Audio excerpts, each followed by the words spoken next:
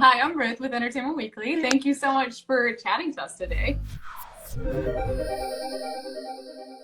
No, How are thanks. you? I'm really good. Yeah, I'm good. How are Cool. you? I'm good, thank you. So we just want to talk everything Young Heart, essentially. So very excited to get into it. I've been listening to it nonstop. I guess to start, it's been out for nearly 2 weeks now. How has the reception been? How are you feeling about it? Um, it's been amazing. It's so strange that the songs are like finally out there because Right. I had them for so long. I started writing it 4 years ago, and so some of them had for ages, and have like just kind of been waiting to hear what people think. And it's just been amazing. People have been so sweet. I've seen so many comments of like people saying their favorite songs and stuff, and it's really nice. Yeah. So nice. So was it more like excitement leading up to it or nervousness or like just a mix of both? It was kind of a mix. Like the week before, I got really nervous because I it bet. felt really real, and because it'd been this build up for like the few months before, and then suddenly it was like, oh, it's coming out, and Right. yeah, it It's got also kind just of. out of your hands then, like you can't do anything. So We've just been working so hard for so long to make it kind of perfect, and yeah, it's strange that it's now out there, but definitely yeah. exciting. No, it's great. Has there been like a consistent compliment that you've been hearing from fans or anyone just like maybe about a specific song or just in general? Or they're just like, yeah, new music. I've heard like, I mean, I've definitely seen some favorites. Like people have been enjoying The Other Side, um, Nice. and they've been enjoying Celestial Dances, which Yes. I've seen a lot of talk about it. yeah, So fun. yeah, I love that one too. But it's like I'm excited to for when I can actually play them live, and Yeah. I mean, that's coming, right? That's the next step, hopefully. I hope so. Yeah, I mean, we've got a show booked for the end of the year in London, which will be like the first one in Oh my November. gosh. Okay, so a little bit of a wait, but still. Very excited about it, like just to actually have a proper show. So Yeah, I mean, it's been so long for everybody. Even like no one's seen live music in so long. So there's like a lot. I'm sure there's a lot of excited fans out there just like itching to yeah, go see you live. Well, so speaking of it being a while, like this is what 5 years since your last album. Was that? Is it? Like math. yeah, I So, think that. something like that. Was that an intentional? Did you always think it was going to be that long, or did it just kind of work out that way? Definitely wasn't intentional. I kind of, I mean, I think I knew I wanted a bit of a break at the Mm, beginning. I tried to go sort of straight into writing after touring the last record, and then didn't really get very far, and I wasn't really enjoying it. And so then I went to India for 3 months, oh, um, nice. just like to forget about writing and just have a break. And went with my sister and my cousin and a friend, and that was really fun. Just to I think I just needed a bit of like some normal experience Yeah, I'm sure. because literally kind of since I was 14 I've been putting out record after record and touring and literally non-stop really. So just to like spend the summer with my family and just be normal Yeah. um Well, also that's just so young to start, like doing all that. So you probably were just like, I need to do like a normal teenage thing or yeah, like our early 20s kind of thing. exactly, yeah, like just go traveling. And it was really fun, and I feel like a lot of that imagery sort of has fed into the to Mm. way. Definitely actually on Celestial Dancers, I feel like those like big sky, like really beautiful big skies they have there, in the song in that one. Yeah. So was the album kind of coming together over the course of those like 4 or 5 years, or was it more of a thing where you were just writing music as you would, and then at some point you had to be like, okay, think of it as an album? And I was always thinking of it as an album, and but I think like at the beginning I really wanted it to be feel like musicians in a room together, like we were playing Mm. very authentic and natural and kind of just like a moment captured. Right, Uh, that's cool. and yeah, I was listening to like a lot of Etta James and Nina Simone at the beginning. I think that's what inspired that. Just hearing like the way those performances were captured, like they're so beautiful, and that That's kind of some was that's some good inspirations. Like those are good yeah, ones. they're amazing. And you can kind of hear that, like the first song I wrote for the record was Young Heart, the title track, Mm-hmm. and that's more soulful. And I think that came from listening to a lot of Etta James.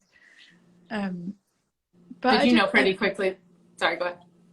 No, you go. I was gonna say, did you know pretty quickly that Young Heart was gonna be like the album title, and then also just like the kind of idea surrounding it, or did that come later?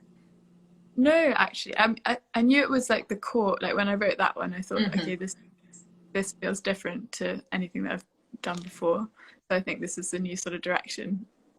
So it did feel like the core of the record, but I didn't really decide that would be the title till the very end. And originally I wanted to call it The Witching Hour, which is like the beginning, because that's when I do like a lot of my writing at like 4 a.m. Wow. I'm always fascinated about where album titles come from. I think there's always a cool story in there. You know, they're like people are like decided on one thing for so long, and then the last minute they're like, actually. Yeah. It's really struggle naming all of everything that you've done, like putting it under one title. Yeah. I think that's why it took so long to finally come back to Young Heart in the end. But yeah.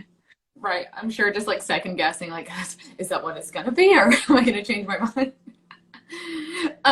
If you had to kind of describe the album overall, not even in terms of sound, just like as an album, how do you think it like differs in a few words, like from your previous records? Like, what is you said you kind of moved into a different style of like writing and everything, but how would you kind of sum it up as like why it stands out from what you've done before?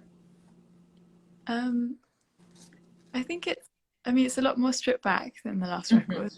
Like that, the last one was quite dramatic and like big and like ethereal, and this one is like I wanted the vocals to be really dry and like really intimate. But I guess it's a bit more country sounding. I've actually always had a little bit of a country edge, but it's kind of been hidden. And you can hear it now because I'm playing the guitar a bit more. Yeah. So I guess that I don't really know. I'm really bad. I've always been bad at kind of explaining what my sound is, I guess. But just like go listen to it, you'll figure it out. But it's got the classical influence as well, because I grew up listening to a lot of classical music. Oh, cool. So it's a mixture. So in terms of like time scale, you started writing it a few years back kind of, and then did it come together pretty quickly and then you kind of sat on it and tweaked it, or was it like a few years of continuous like writing and then like last year it came to a point where you were like, okay, let's figure out how to make this one cohesive album? No, it was quite a long journey like making this record, and like at the beginning I had quite bad writer's block because a lot of the themes of this record is heartbreak, and so that's something I was going through at that time, and right.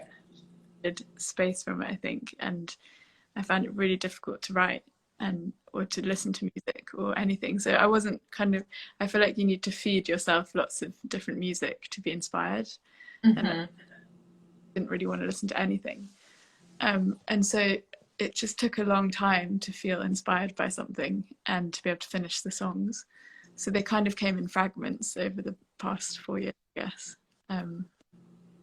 So yeah, it's been a long process, and even recording it was kind of hard just to let go of the songs and had them for so long. But they're definitely favorites. Like my favorite album so far, because I think it means so much more than. Does that make it feel? Do you feel kind of protective of it almost now? Like I know it's out there and there's nothing really you can do, but like, are you, because it's so the content is so close to your heart? Is that kind of like, I don't know? Do you feel more vulnerable or something now that the music's kind of people are seeing it and listening to it?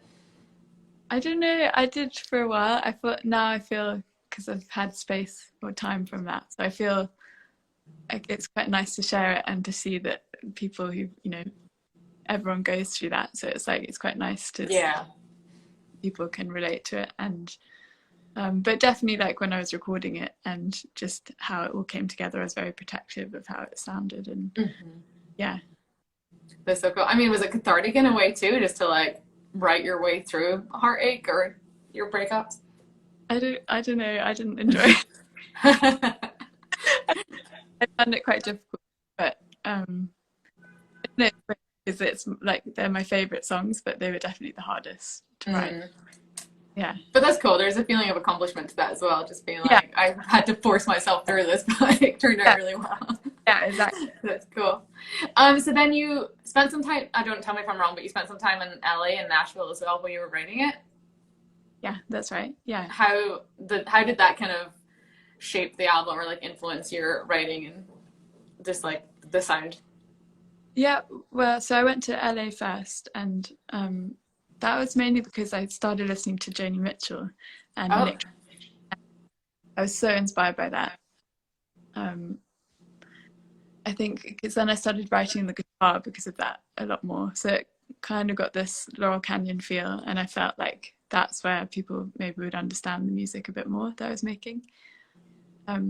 So I went there. I stayed in Topanga Canyon, which is so beautiful, and like we were hidden away, and like the house is really quirky, like hundreds of like weird little windows, and yeah, it was amazing being there, and just the landscape, and just being somewhere completely different than where I grew up.